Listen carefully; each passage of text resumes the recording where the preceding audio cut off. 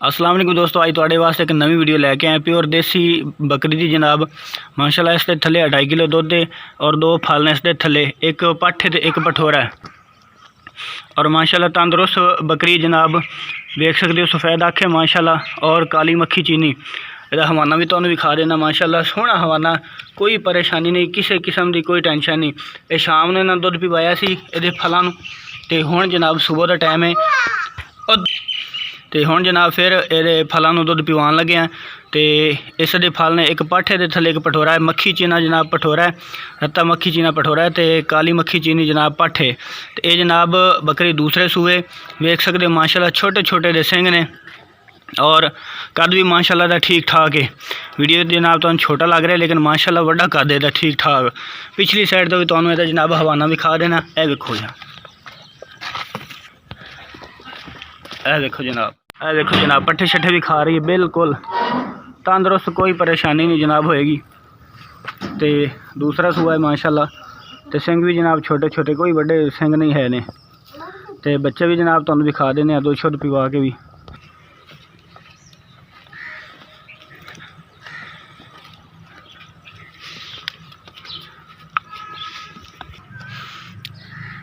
यह देखो माशाल्लाह जनाब दुध शुद्ध पिवा रही है।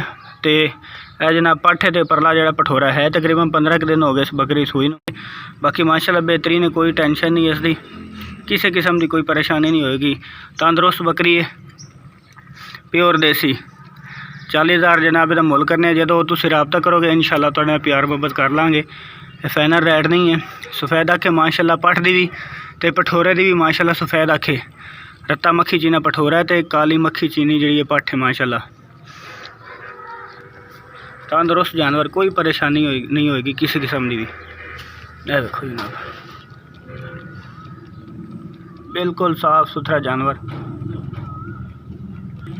यह देखो जनाब पिछली साइड तो तुहानू इहदा हवाना विखा देने मुकम्मल।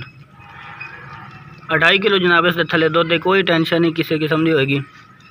जेड़े शहर कहोगे उस शहर जनाब तुहानू पहुँचा देंगे। अजकल ट्रांसपोर्ट भी चल पई, लॉकडाउन कुछ ख़त्म हो गया है, अल्लाह करे सारा ही ख़त्म हो जाए। यह जनाब ये फल ने, दुध शुद्ध इन्होंने पी लिया माशाल्लाह, रज रुज गए हुण। देखो माशाल्लाह जनाब दुध शुद्ध ने पिवा लिया, फिर भी जनाब थणा दे दुध बच गया है। देखो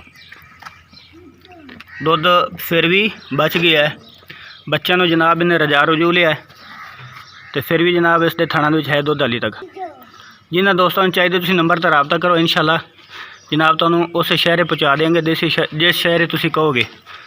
यह देखो जनाब चारा शारा बिल्कुल सुकून नाल खाएगी, कोई परेशानी नहीं होगी किसी किस्म की। तंदुरुस्त जानवर जनाब, कोई टेंशन नहीं होगी, गारंटी शुदा जनाब जानवर होएगा। 2 फल ने इस दे नाल, एक पट्ठ ते एक पठोरा जनाब। यह जनाब पठोरा रत्ता चीना, काली मक्खी चीनी जनाब ये पट्ठ। तो 15 दिन हो गए जनाब इस बकरी सूई नूं। दूसरा सूआ मूँह वालों जनाब छिगी है, यानी जवान है। यहो जिहियां जिहड़ियां बकरी होंदियां नागरी बीतल प्योर देसी, ये देर नाल क्रॉस होंदियां, जो चोगी होवे उदों जाके क्रॉस होंदी बकरी। यह देखो जनाब माशाल्लाह घर दी रखी हुई बकरी जनाब। तो घरेलू बकरी जनाब पाली ये घर दी। जेड़े दोस्त नूं चाहे तुसीं राबता करो।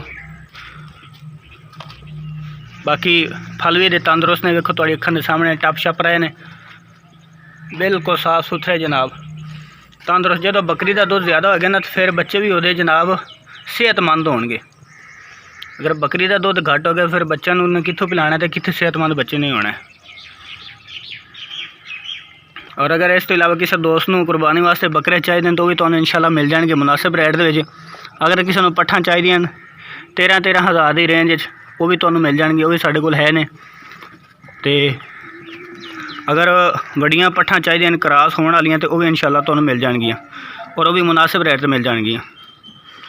नंबर वीडियो जनाब चलता पे होगा, उस नंबर तुसीं राबता भी कर सकते हो। और तंदुरुस्त जनाब बकरी, कोई परेशानी नहीं होएगी किसी किस्म की भी।